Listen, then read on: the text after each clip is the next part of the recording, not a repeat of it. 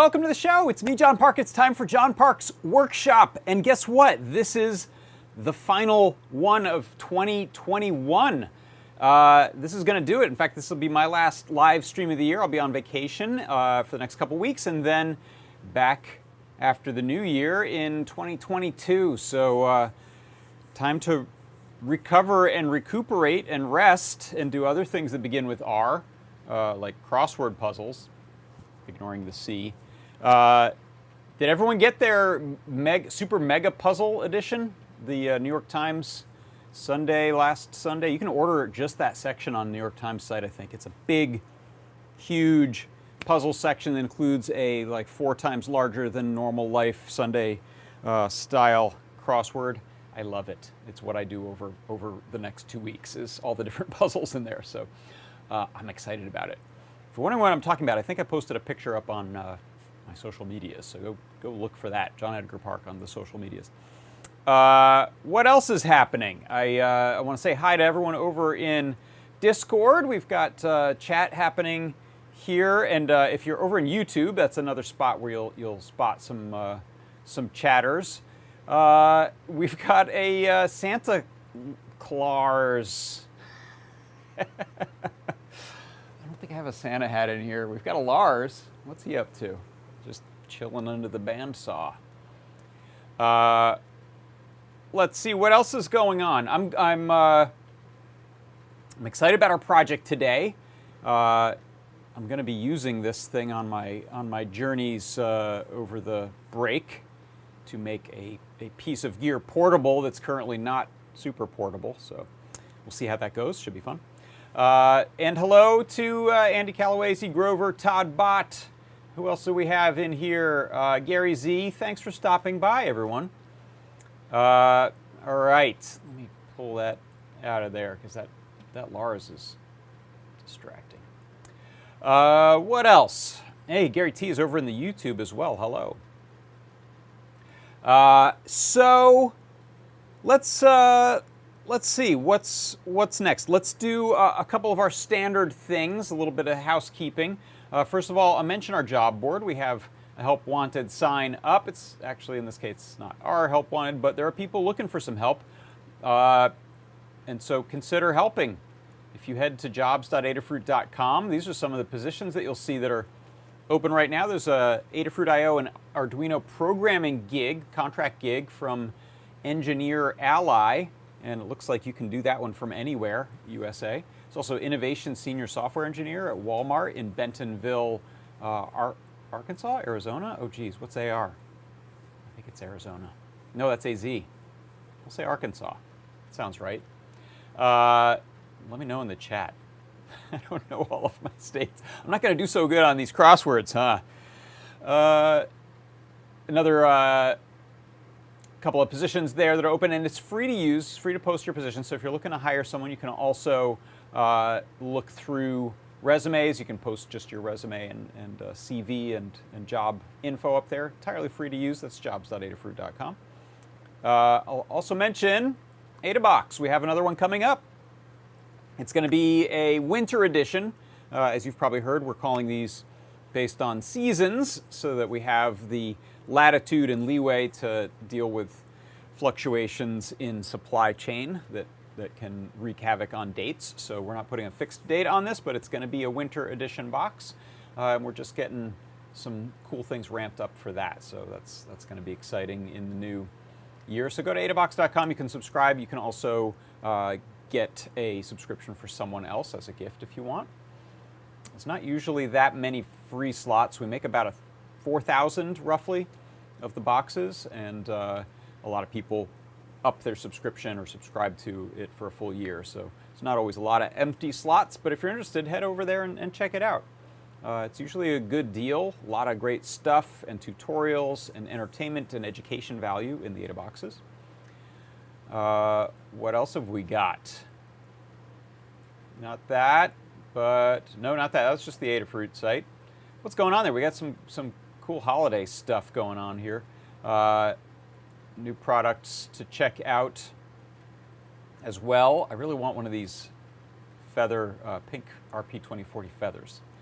You can only get them right now with a big order, but hopefully those will come into regular stock at some point. And let's see, what else? So Tuesdays I have a show that some of you come and watch. I recognize some of you. It's called JP's Product Pick of the Week. It looks like this. This was this week's product pick, which was the Cricut Featherwing. And I encourage you to come by on that show, because during the live stream and during the live stream only, we always have a big discount available on the product pick. This week it was 50% off on the Feather Cricut Wing, so they went like hotcakes. And I usually give a little rundown of the product, do some demos, talk about it, show it off, and then I make a little 1-minute recap, and that is this, and this is that. Check it out. It is the Cricut Featherwing. So just like all of our other Cricuts, this is an all-in-one robotics platform. It accepts any feather in the feather ecosystem. What's cool about that is it means that if you want to use an RP2040 feather, you can do it. If you want an M4, go for it. If you need Wi-Fi for AIO types of connectivity, you can use an ESP32 based chip. If you want to do some Bluetooth things, you can get an NRF52840 feather, for example, and plug it into there. If I take my phone and I'm using the Bluetooth Connect app right there, if I press the up button, I'm moving a servo motor that's plugged into one of the 4 servo slots on the Cricut. And the way I'm controlling it is that I have a Feather NRF52840 plugged into there, so it's Bluetooth friendly and easy to control. It is the Cricut Featherwing.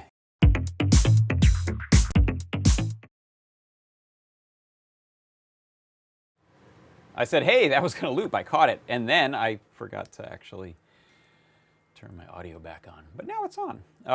Let's see. I'm just going to fix one thing over here. The YouTube wants to play a little preview of the show that is distracting. So I'm going to hide that over there. And let's get with our next thing. And that's going to be a little thing that we like to call the CircuitPython parsec.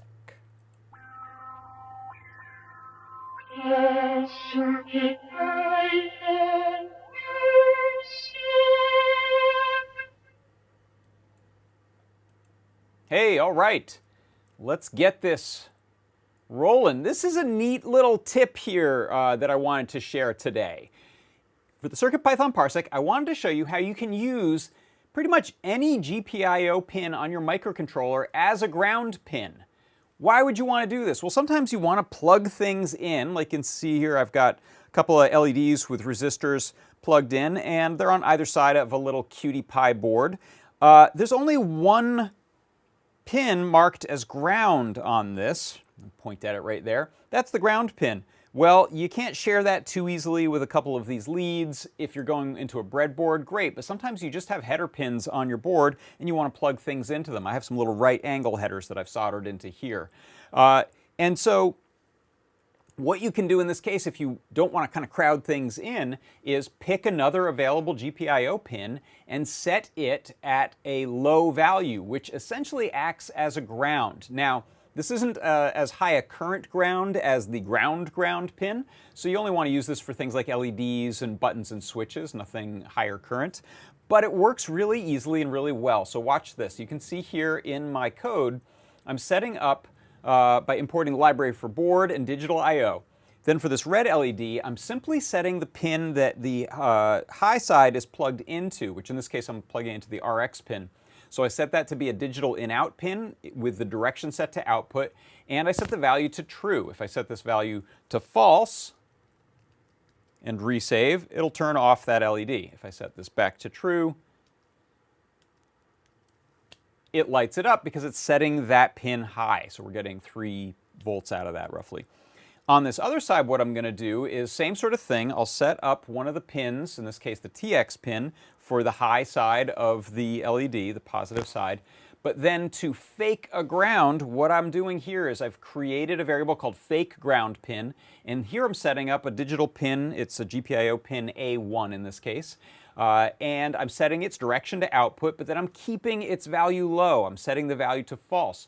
This essentially acts as a ground pin. So if I, whoops, let me redo that. So if I hit save now, what you can see is our green LED lights up as well, even though I didn't have to clutter things up by using a single ground pin. And so that is how you can fake a ground pin on your microcontroller inside of CircuitPython. And this has been your CircuitPython Parsec. Last one of the year, in fact.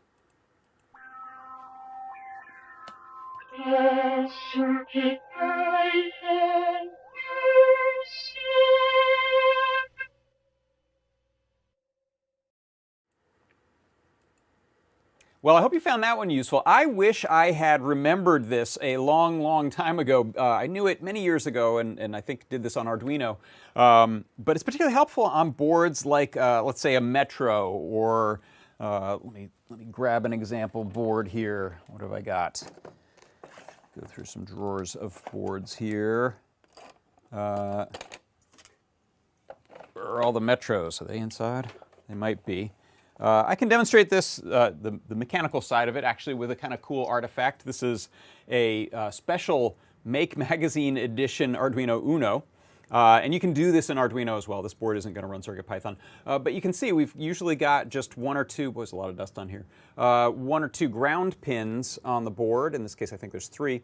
But as you're plugging stuff in, little sets of buttons and switches and LEDs, you kind of want to use other pins there as ground. And so this is a way that you can fake that, which is super helpful, I think. All right.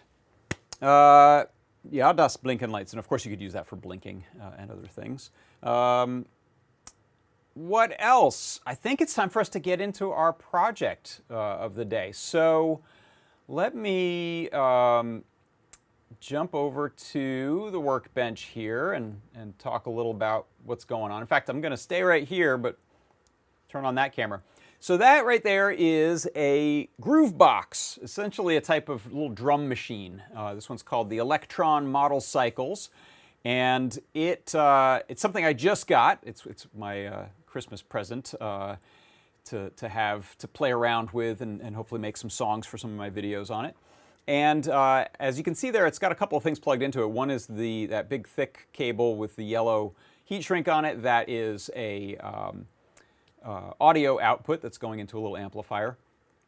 And you can see that black cable there, that is a wall power that is 5 volts, and it is one of those little skinny 1.3 millimeter barrel connectors.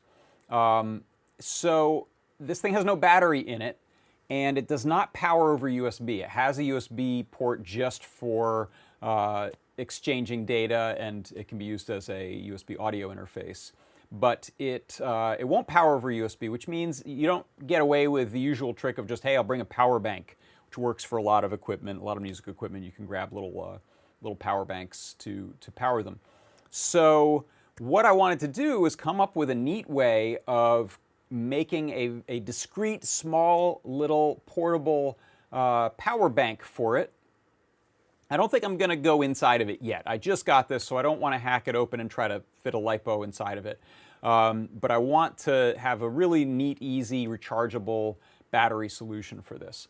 And part of, let me talk a little bit about what some of the history of this, this unit and portable power is. In fact, let me jump to this view here for a second. So this is the device. It's actually a Swedish company called Elektron. It's a frequency modulation Groovebox. It has 6 tracks of different sound engines that you can be running and doing a bunch of sequencing. If you scroll down here into some of the specifics, you'll see here there's the USB for data, there's the power, 5 volt, 1 amp. And under the specifications, let me see, does it mention...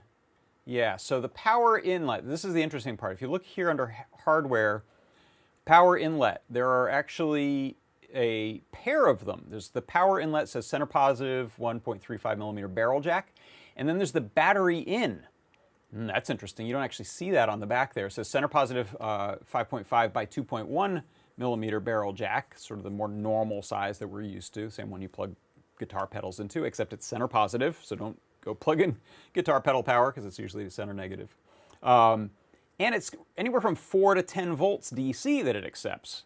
So when this thing launched probably 2 years ago, there were no battery options for it. They probably didn't even talk too much about that, that battery port.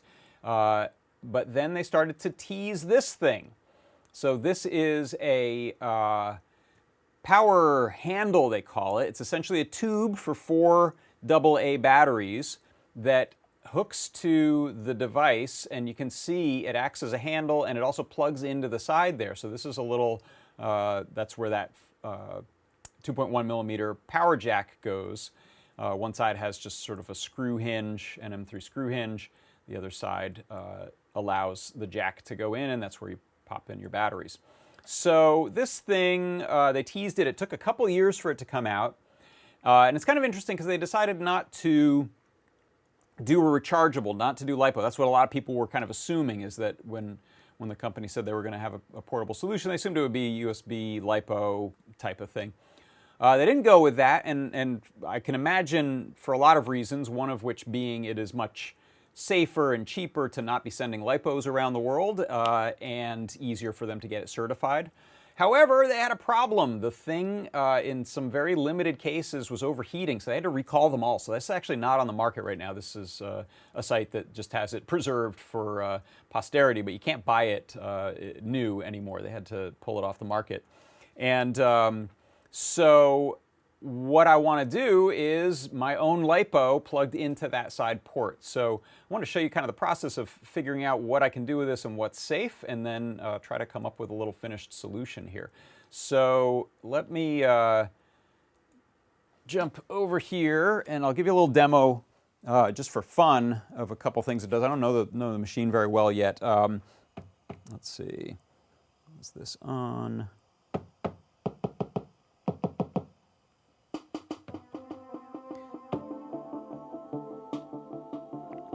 So this is just a preset set of instruments and preset pattern that's on it, a little chained pattern. We can switch out to a different one.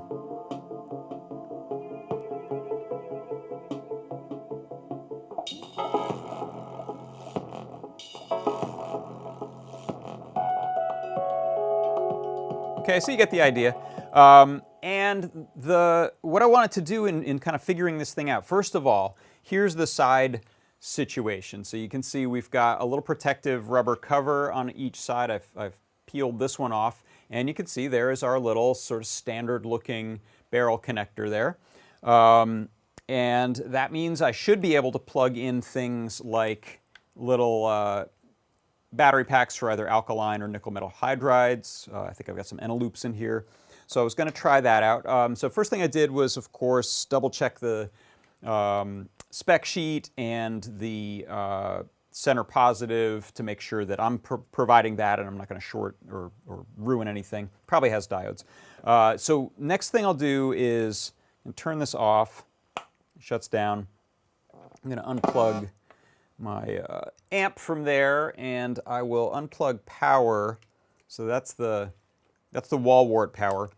And then what I wanted to do was kind of figure out what it was drawing current-wise if I fed it from a sort of phone battery type of bank and checked the current. So really short answer to this, if you just want to power it off of a standard, pretty much any power bank, is one of these cables that takes a USB-A and converts it to center positive 2.1 millimeter barrel jack. Adafruit sells this. You can buy them all sorts of different places online. You may have one already. I had one. It was hard to find, but I've had one for years, and this is the first time I've used it. So what I did was I have a little battery or USB tester here that allows me to check out voltage and current and some other things from a device. So if I power on my bank here, and this is a pair of, or a little LiPo pack, I think the 4,000 milliamp hour one that Adafruit has, that looks like 2 blue cylinders, and I made this 3D printed case a few years ago. This is a Power Boost 1000C, which has charging and a little charging port there, and output. This thing is also nice because it doesn't turn itself off when it doesn't detect much current draw, unlike a lot of phone bank ones. And you can see here, I'm going to zoom in. You can see here that I'm reading out my voltage. It's 5.14 roughly, and the current draw right now is 0. So I'll plug this in to the little side port here and power it on. You can see it's drawing about 0.3 amps, about 320 milliamps. If I hit play, it's not, let me plug it into audio actually so we know it's doing that.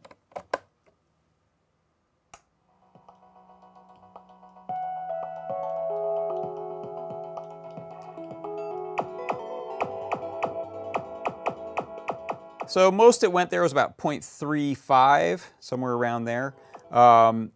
You can do some adjustment of the brightness of the screen and the brightness of these LEDs, which will bring it down just a little bit. But we'll call it, let's say, 0.35. So 350 milliamps is the draw. So I got to be able to provide that. And then we can also do some math to figure out the amount of battery life we'll get out of different arrangements of batteries. So I will power it down. I'm pressing a button on the device to power it down and unplug that. So you could say, okay, that's just solved. You can just use this cable, and absolutely right. Get any phone power bank, plug that in, you should be good. But I want to make it a little cooler than that. So couple of things. So first of all, I found in my junk drawer of phone and other gizmo chargers, I found a wall wart that is, I think it's 5 volt and 1 amp. So it's basically the same as what this thing wants. And I think that is that same little plug. Let's see. Yeah, so I could build a little device with a nice little right angle plug, which is pretty cool. Keeps your cords out of the way here. But like I said, one of the interesting things is this is actually a pretty tolerant 4 to 10 volts, which is nice. I don't want to use that 5 volt one if I can use this 4 to 10 volt one. Why not future-proof it? And I found one of these also in a box of junk that I don't know what I cut that off of, but some gizmo I got rid of, or battery pack or something at some point. I got a really nice quality right angle plug here that fits really nicely, and this gave me the idea that I could build my battery pack solution just off to the side here. It means it's not protruding off the back. We could just have something slim and aligned here, perhaps, or if I needed to, we could put that somewhere else. But I kind of like the idea of making it pretty minimal there off to the side. And then that means I could use something like a right angle connector for headphones, and then I won't bump up against the tray table on an airplane or something like that, which is nice. Let's see. So what I want to do then is start from here. So I've got one of my little Power Boost 1000C. And this will provide, I think, a little more than an amp normally. And you can set it to fast charging if you need to. It has battery charge level indication and a bunch of other good things. And then I've got some choices on batteries. So this one is really, really tiny, and it's a 420 milliamp hour one. So we could plug that in like so. Maybe connect them together like this. Some heat shrink tubing around the board. I'll leave that port free there, and then connect our cable here right to the back. And that means we could have a little gizmo that just kind of sits on the side there, which is neat. It would also fit up here pretty well. Same with some of these bigger batteries. So here's a 1200 milliamp hour. So it's pretty slim. Again, this could fit pretty nicely inside the box. Off to the side here, it's a little bigger, but maybe it goes like that. So we can plug it in and keep it snug. And so what I'll do next is think about the charge time. So we've got, let me see if I can switch cameras here. Hold on. Did this trackpad die? It did. All right, hold on one second. If you've got a camera switcher, you want to do some camera switching. I've got to make this. Yes, that's right. I just saw C. Grover mentioned that on one of the TRS connectors, he saw a white dot of paint, which is his signature move. Which one was that? Oh, it's this one. yeah, these were from C. Grover. You can see it right there. Good eye. C. Grover's signature. So, can I switch cameras now? Yes, I can. All right, so the roughly 350 milliamp draw means that with if you had a 350 milliamp hour battery, you'd get about an hour out of it. So this is a 420, so just a little more than an hour. This one is about about 3 times bigger. So this could be about 3.5, maybe even 4 hours. Here's a 2000. So you can go up and up and up. These are 4,000, but they start to get pretty big. The one I wish I could find, I've used these in projects, and I think the ones I had are all inside of projects right now, are the single cell round ones. So this is, you can see this is 3 of them next to each other, but we sell one that is, I think, what is it, 1,800 or 2,000? It's that divided by 3 probably. And that would be kind of nice because a single tube there would work out pretty well. But I'll work with what I've got. So let's see about proof of concept. Actually, the battery won't matter too much at the beginning because what I'm going to do is solder this up. And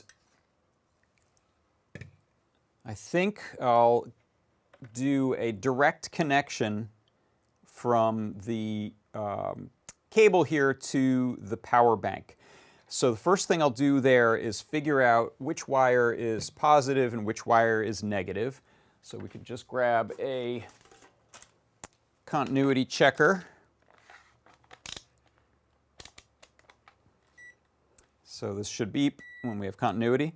And then I'll just go into center. That's going to be the positive. And I'll touch the cables, not that one, that one, okay? And I actually did this earlier, and I put a little silver paint pen mark on the ground wire. It's just a convention I use. So I know that's ground, which is going to be the barrel, the outside of that. So if we touch the wire on that silver line, okay? So then with this little power boost, you can see there's silkscreen on the USB port there. Let's see how far I can zoom in. So you can see here it says plus, here it says minus. Those are the 4 slots for USB, but then there's also these 2 in front that are also positive and negative. And if we want to double check that, fix my focus. What I'll do is put the multimeter into voltage reading, plug a battery in, and then we can just probe what should be the positive and negative. And there we're getting 5.13 volts, which is great. That's what we want. Again, anything from 4 to 10 will work here. And so let's get that cable soldered onto there. So I'm gonna crank this vise.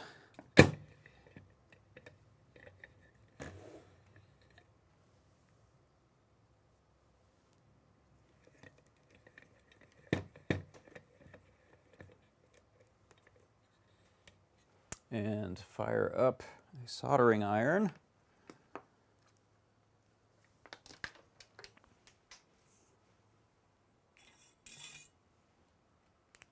Just using this little cute pen soldering iron here.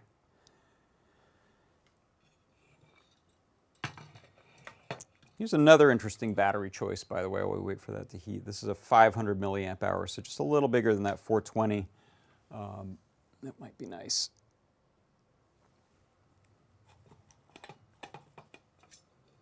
So I'm just gonna tin this up a little Are you hot yet?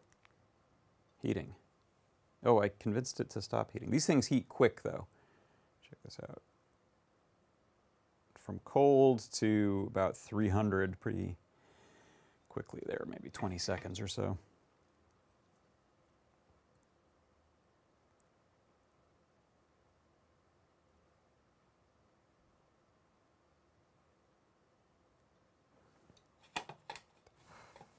Okay, so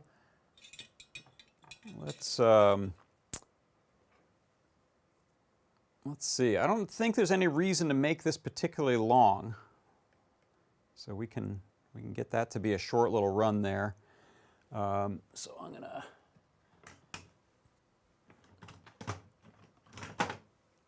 snip these and trim them. I'm going to leave that little silver mark there for right now, just so I get started on the right foot.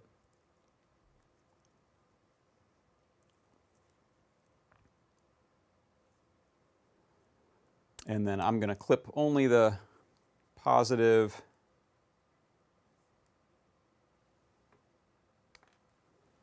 This is a pretty thick wire for this. I don't know what this was from, something pretty beefy.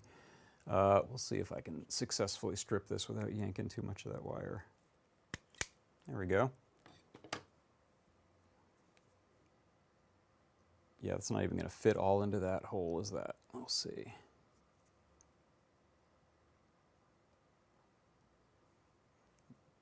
Not quite.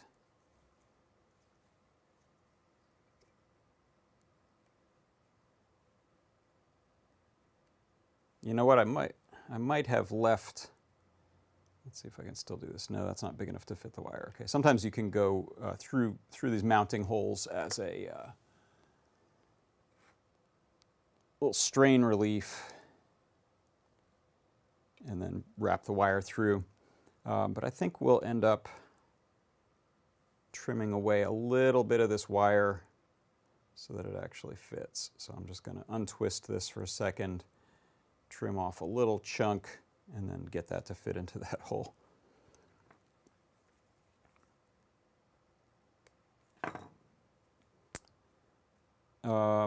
I don't know if I'll even need to worry about heat shrink now. I think I'll put a large piece over all of this, and these should stay isolated. They're far enough away that I'm not too worried about it. Okay, so positive, negative. Negative also has the white writing on it, so we should be good there. Oh, sorry, I have not switched my camera back.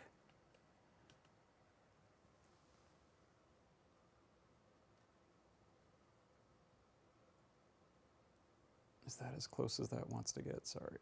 There we go.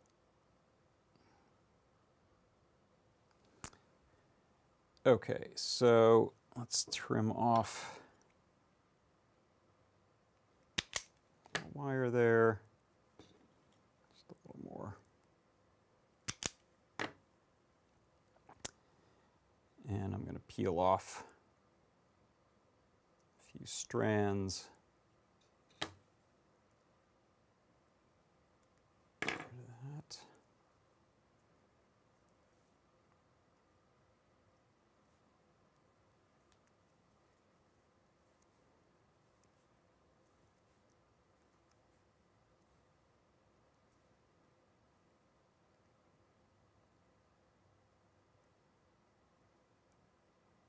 I'm going to get it even smaller because I don't want any strays.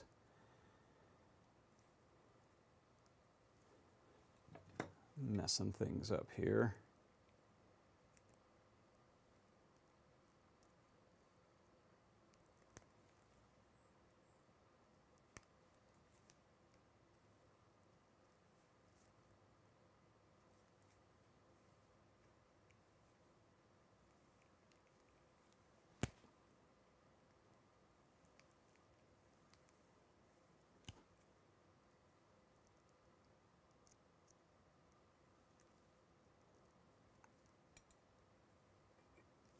Something like that.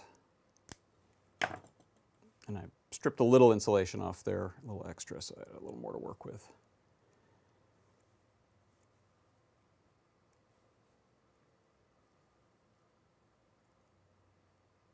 Okay.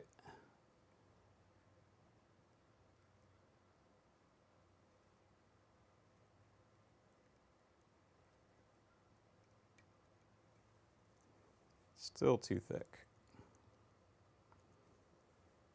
So half of me is thinking I could just go like that. Oh, you know what though? Yeah, I can still twist this. Okay.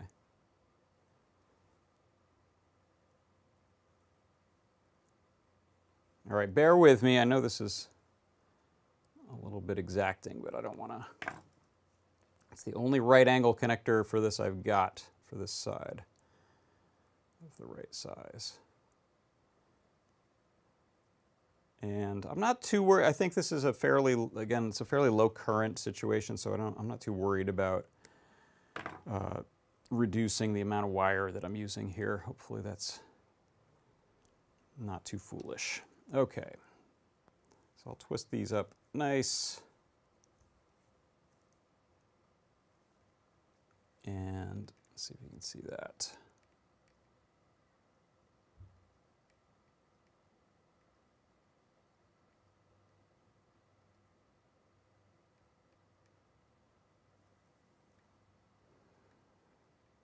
It's not the best. Okay, I'm going to get rid of some of this insulation on this one so that it is the same depth.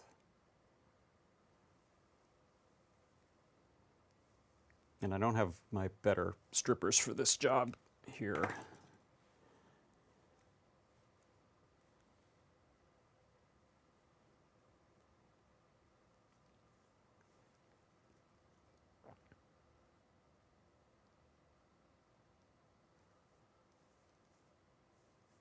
I want these twisted up really nice and tight so we don't get strays.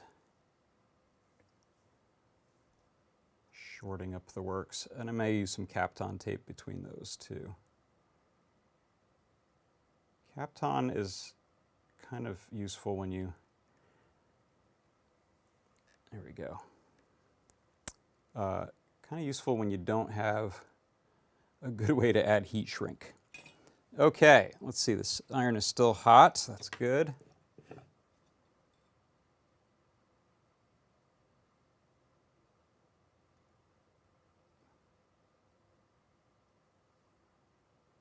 One down, two down. Trim up the excess.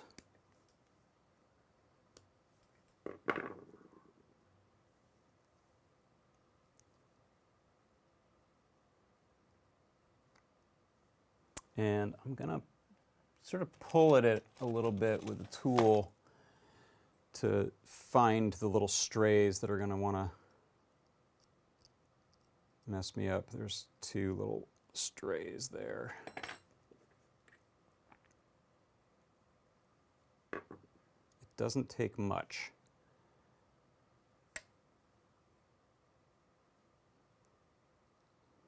Okay, so I'm going to put a little Kapton in between those for safety.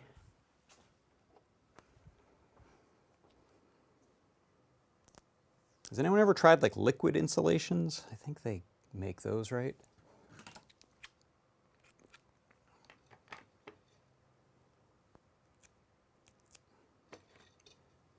And I'm going to trim my tape into a small little piece and grab some tweezers so I can pull that through.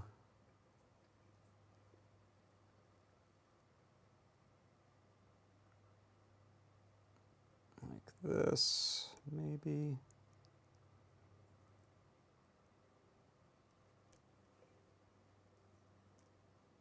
Nope, it was too attached to me. Let's see. There we go. All right, so that's a nice little safety insurance policy right there to avoid any shorts. And I can wrap the other extra bit.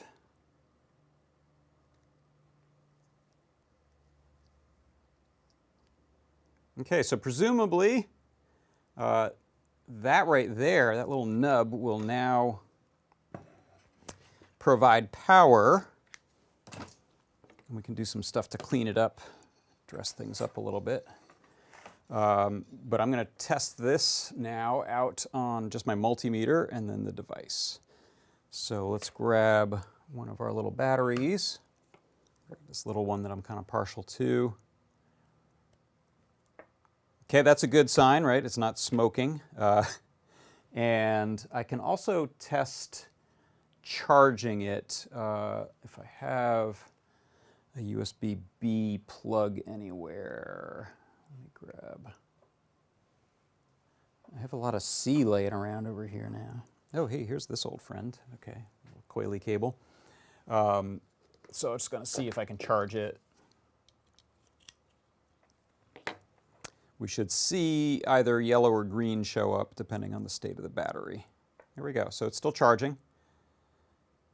Tells us that right there. I think that goes green when it's fully charged, or does it blink when it's charging? I can't remember which it does. Okay.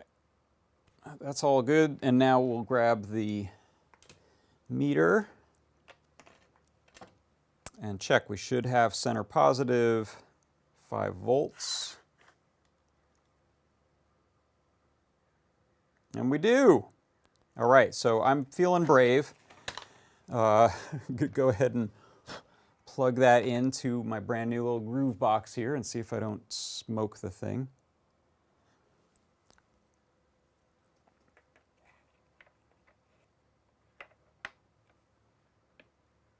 Hey, ta-da!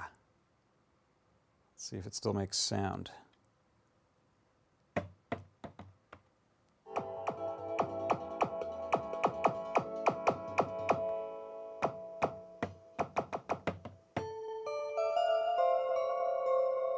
Cool. Let's double stop that. All right, so let's turn that off. Now, I haven't done an update on this that brings it compliance with the battery accessory that they've now pulled from the market. That was just meant, I think, to show a battery status. When power is coming from here, it'll show battery status, but you have to set it to be either nickel metal hydride or, it's my meter beeping, or alkaline. And so I just don't think it's going to tell me anything honest about my battery value from this LiPo going through the power boost. So I'm going to ignore that. And let's see, I think I'm going to go for one of the bigger batteries and see how that feels to have where's the 1200? Let's see what that feels like. I could leave this port open and plug different batteries into it, but I kind of want to I want to put some heat shrink around this part here, just leaving an opening for this power port and maybe for the battery port as well. Let's see, so you could get into a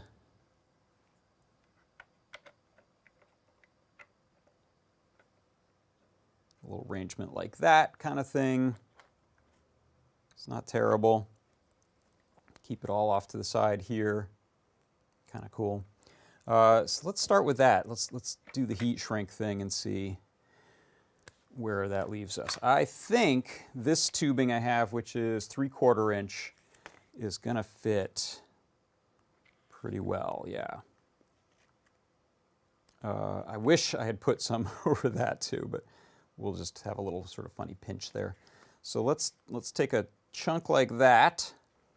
And I've got a heat gun over here I'm going to turn on.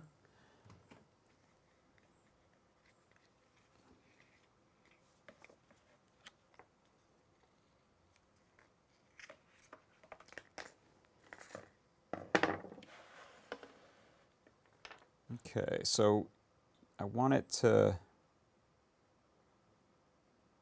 kind of maintain this twist. I may be able to heat set that as well. So that points the battery port up, which is probably a good thing. Actually, that's pretty willing to maintain that position, actually. So if I go like this. I can make a little,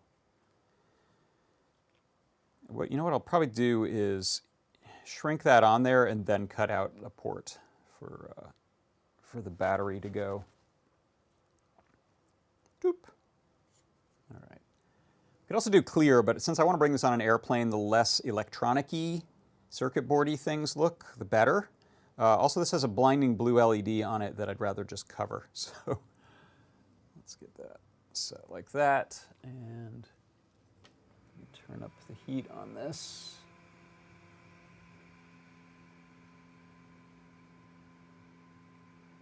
I think around 130 is good. Let's see. I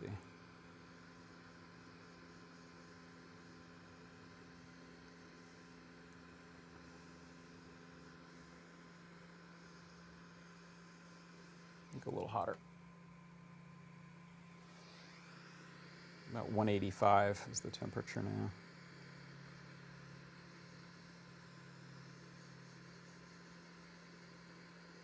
And you can see it'll kind of conform around the shape of some of the parts on there, like that power port.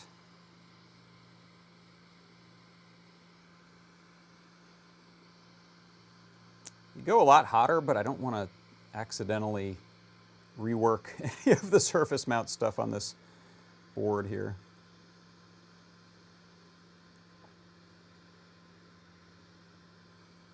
It's looking pretty good. It's sucked in pretty well. All right, we'll leave it at that. Let that cool a little bit.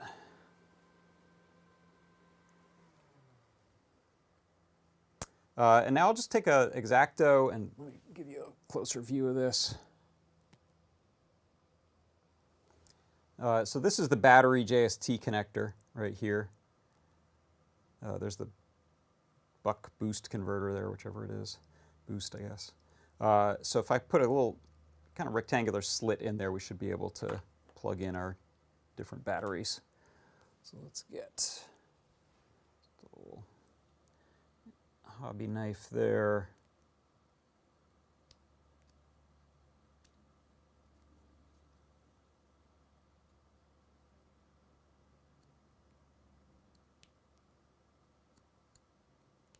Could be our little battery plug door. Like so.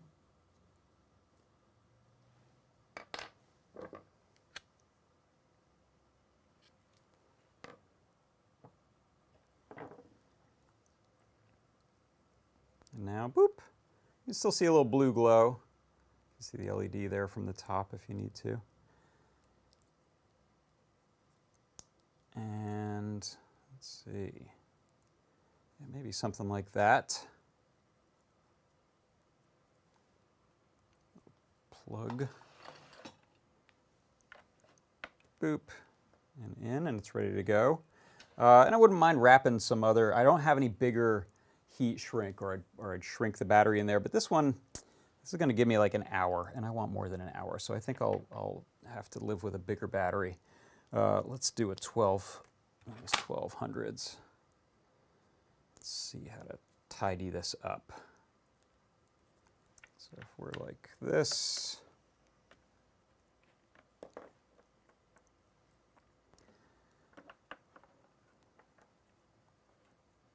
could just lay it there, maybe even with a little Velcro or something like that.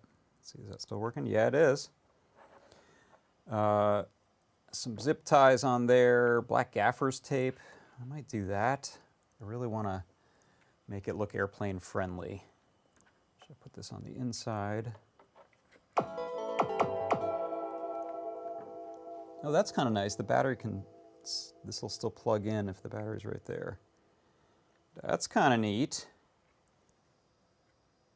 Let's go for that. And by the way, we've still got micro USB there for charging. That's not bad. All right. You know, for expediency here today, even though we could probably come up with some thicker heat shrink, that might be my mission, or a little 3D printed case or something else, I'm going to go with some gaff tape for right now. this off again.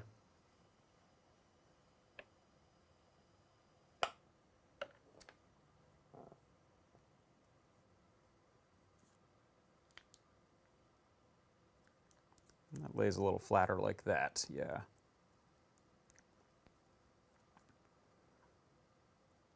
And this will, if I shove this up higher, it means I get more room for my USB port down here at the bottom. So I think this is the way to go here today.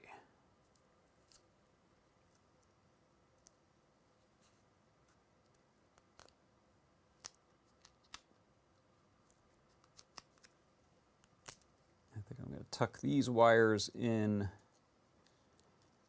like there.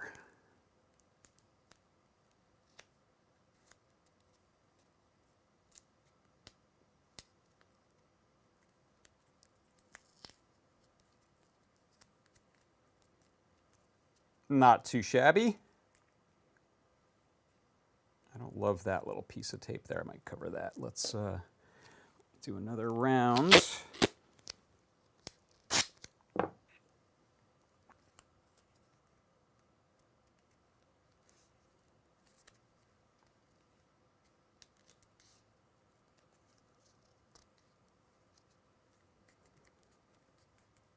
Like so. And then I'm going to clean that.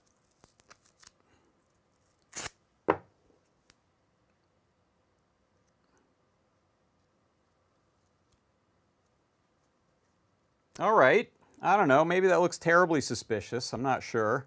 We'll find out at the airport. But now means I can just ka-chunk a battery right into the side of that thing. Super small. Nice and easy. What do you think of that? Let's pick a different pattern. I don't know what this one is. It's called Milk Crate. Wait, we already heard that one. Yeah.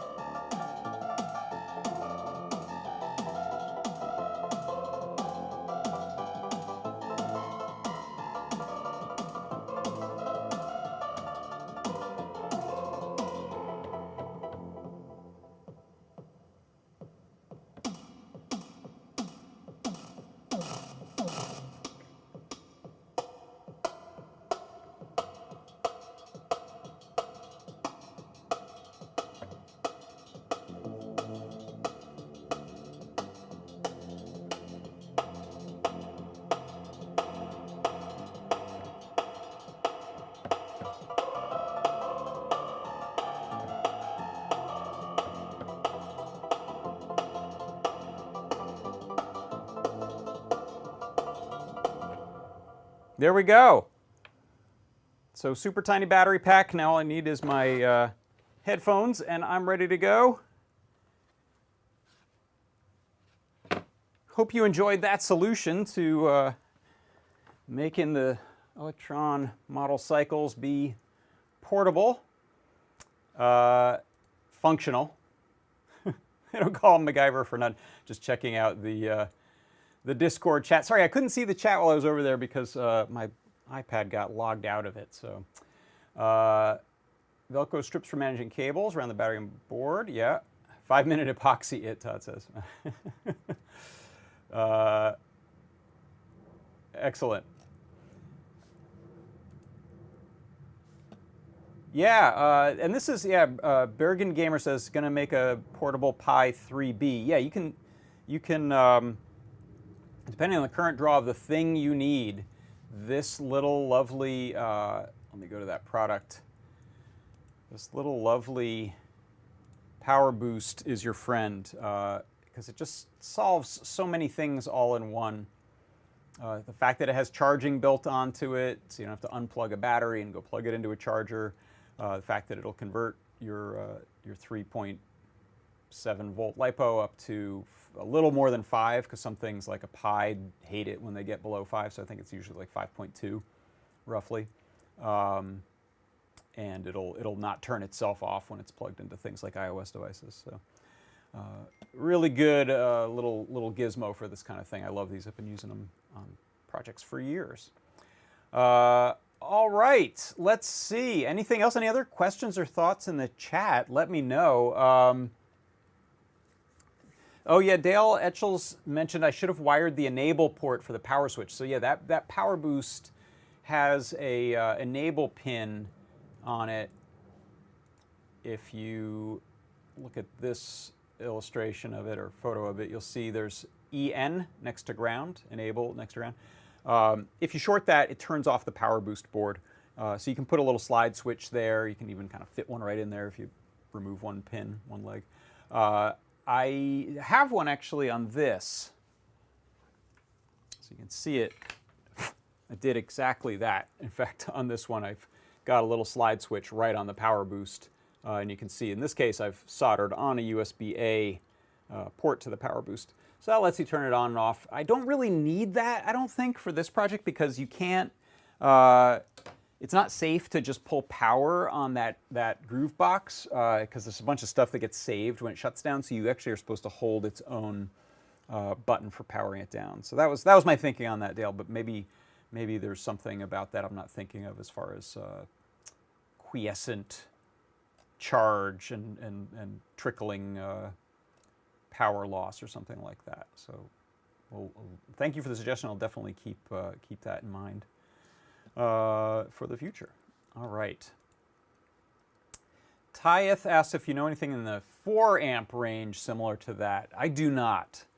I have wanted something more like a 3 amp to be able to deal with a Raspberry Pi 4, and I think I've seen 1 or 2 cases of those available on like AliExpress. I think Tom Whitwell did a project where he added battery and charging capabilities to the Fates board. The Fates is a DIY sound machine based on a Raspberry Pi, and you can use a 3 or a 4 in there. So I know that there's at least some out there that'll deal with like a 3 amp. Give you about 3 amps available. All right. Well, thank you so much, everyone. And also, I have to say thank you so much for hanging out and being part of this community for the past year as we get ready to glide right into 2022.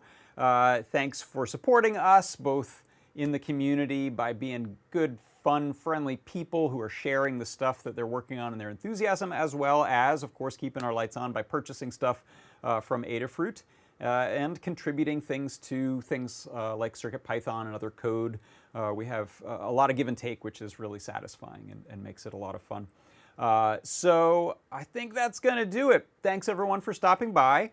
I will wish you a Merry Christmas, Happy Holidays, Happy New Year, and so does Lars. He means it from the bottom of his black and shriveled heart. And we're gonna. I think there'll be some shows happening. You'll have to check. You can go, in fact, to the Discord chat here, the live broadcast chat, as well as to the live broadcast announce to check and see when things go live. I think PT and Lamore are going to be taking a little bit of time off as well, but there should be shows continuing to happen here and there in the next couple weeks. So that's gonna do it. All right, thanks everyone. For Adafruit Industries, this has been John Park's Workshop. I'm John Park. Bye-bye.